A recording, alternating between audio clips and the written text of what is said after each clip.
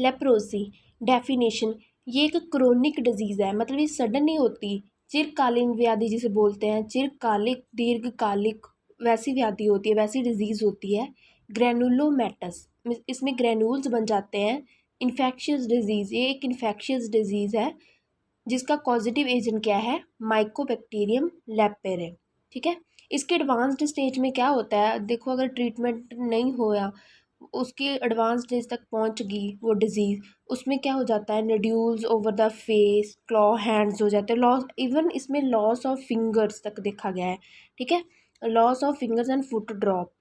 इसके agent factor की बात करते हैं, caused by the mycobacterium leprae bacilli. ठीक है, बैक्टीरियम ये एक ग्राम पॉजिटिव बैक्टीरिया है, एसिड फास्ट बेसिलस। इसकी जो शेप होती है वो पैरेलल साइड्स होती हैं जिसके राउंडेड एंड्स होते हैं। ठीक है, ऑब्लिगेट इंट्रासेलुलर ऑर्गेनिज्म है, मतलब ये क्या है, can not reproduce outside their host cell, अपने होस्ट सेल के बाहर ये रिप्रोड्यूस नहीं करता। होस्ट फैक्टर्स, जैसे देखो हम स्वस्थ वृत्त का पेपर लिखते हैं ना, तो उसमें ये फैक्टर्स लिखने बहुत ज़रूरी होते हैं, एजेंट फैक्टर्स, होस्ट फैक्टर। और उसके अलावा भी कहीं भी हम डिज़ीज़ के बारे में लिखते हैं, डिज़ीज़ पे क्वेश्चन जब आता है डिज़ीज़ के बारे में, उसके आंसर में उसको अच्छे से प्रेजेंट करने के लिए, अच्छे मार्क्स लेने के लिए, उसमें agent factor, host factor, environmental factor आगे मैं बताऊंगी, ये सब लिखने बहुत इंपॉर्टेंट होते हैं। इनकी वजह से मार्क्स आपके बहुत अच्छे बढ़ जाते हैं। होस्ट फैक्टर में जैसे एज, जिसको डिजीज़ होती है उसके बारे में बात कर रहे हैं अभी। ऑल एजेस, हर एक ग्रुप के एज को हो सकता है, पर जो 20 to 30 है वो मोस्ट कॉमन उनमें ही होता है। ठीक है, उसके बाद सेक्स, मोर ट्वाइस 2 times मोर होता है मेल्स में। ठीक है, चिल्ड्रन के केस में इक्वली होता है। इम्यूनिटी, इसकी कोई भी इनहेरेंट इम्यूनिटी नहीं होती, अक्योर्ड ही होती है। Environmental factors, high humidity, high rainfall वाला एरिया हो गया जैसे, है ना, ह्यूमिडिटी ज़्यादा होगी, over crowding, पूरली ventilated living conditions होगी, उस जगह पे मतलब ये डिज़ीज़ ज़्यादा फैलती है। ठीक है, जो माइकोबैक्टीरियम लेपेरी है वो रिमेन वाइबल रहता है outside the body dried nasal mucosa की फॉर्म में, तो 8 to 10 days के लिए। ठीक है, ड्राई में 8 to 10, देखो मॉइस्चर ह्यूमिडिटी वाले में, मतलब मॉजिट वाले में ज़्यादा दिन तक रहेगा, तो 45 days, ऐसे आपको याद रखना है। उसके बाद social factors, illiteracy, ignorance, over crowding, leprae consider the disease as the incurable.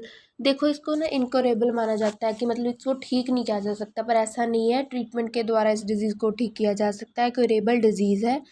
और सोशल फैक्टर्स में आता है कि रिजल्ट ऑफ कोर्स और पनिशमेंट ऑफ गॉड, कहते हैं ये ना पनिशमेंट होती है गॉड के द्वारा, मतलब कोई पूर्व जन्म से, पुराने जन्म के कारण कुछ, फिर वो गॉड क्या करते हैं, पनिशमेंट देता है, ऐसा सोसाइटी द्वारा माना जाता है एक लेपरे जो लोग होते हैं उनके लिए।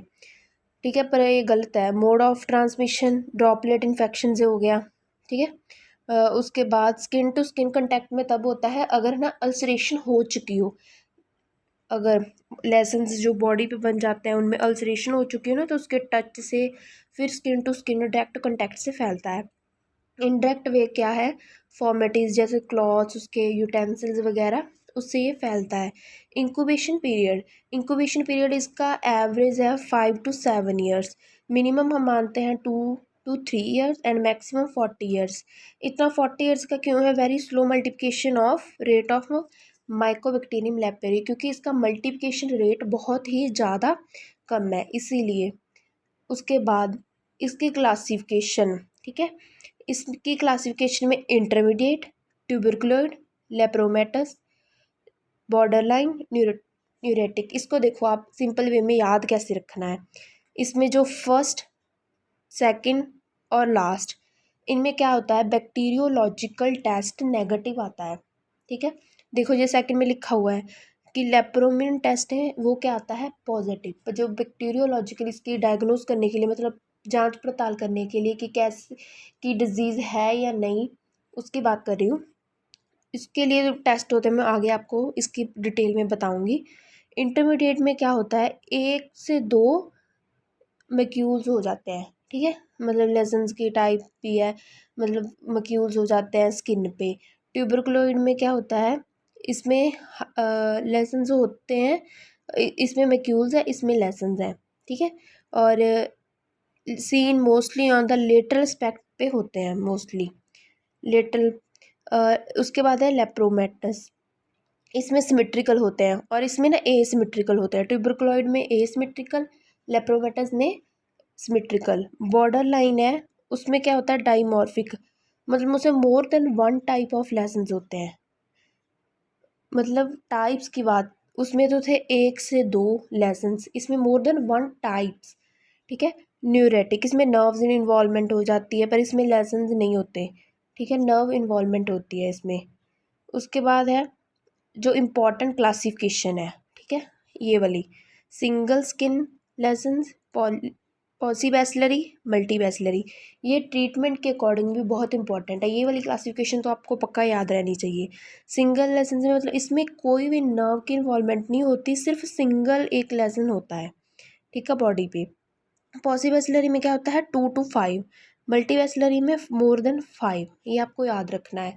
इसमें सिंगल, इसमें 2 to 5, मोर देन 5। और इसमें कोई भी नर्व की इन्वॉल्वमेंट नहीं है, इसमें एक नर्व की इन्वॉल्वमेंट है, इसमें more than one nerve involvement है। उसके बाद क्लिनिकल प्रेजेंटेशन, देखो स्किन पे क्या होता है, मैंने बताया लीजन्स, मक्यूल्स, पप्यूल्स, नोड्यूल्स, अल्सर्स, ऐसा ये सब हो जाते हैं। म्यूकस मेम्ब्रेन में भी नोड्यूल्स हो जाते हैं, mucous membrane of nose, lip, tongue, इनमें भी, ठीक है। नर्व्स, नर्व्स में इन्फ्लेमेशन हो जाती है, थिकनिंग हो जाती है, लॉस ऑफ फंक्शंस हो जाता है of peripheral nerve. Sensation of light, touch and temperature first disappear, चला ही जाता है, फॉलोड बाय उसके बाद लॉस ऑफ पेन चला जाता है, and pressure sense and ending in paralysis तक हो जाता है। बोन्स में डेपोजिशन हो जाती है जिस बैक्टीरिया की, बैसिली की। उसके बाद डायग्नोसिस, बैक्टीरियोलॉजिकल एग्जामिनेशन होती है, ये मैंने आपको पहले बताया था, बैक्टीरियोलॉजिकल एग्जामिनेशन। उसके बाद एक टेस्ट है इसके लिए डायग्नोसिस पता करने के लिए कि डिजीज़ है या नहीं, lepromin test, histamine test, histological examination, leprosy skin test, ये सब टेस्ट करवाए जाते हैं। और इसके बाद एक इसका ट्रीटमेंट आप लिख लो थोड़ा सा कि इसमें रिफेम्पसिन, डेप्सोन और क्लोफेमेजाइन मेडिसिन, तीनों मेडिसिन यूज़ की जाती है। इसकी ट्रीटमेंट की डिटेल वीडियो की कैसे ट्रीटमेंट प्रॉपर दिया जाता है, जैसे मल्टीबैसिलरी में 12 मंथ्स तक मेडिसिन चलती है और पॉलीबैसिलरी में 6 मंथ तक मेडिसिन चलती है, वो प्रॉपर उसकी मैंने एक अलग से वीडियो बनाई है, वो आप वहाँ से देख लीजिए। Thank you.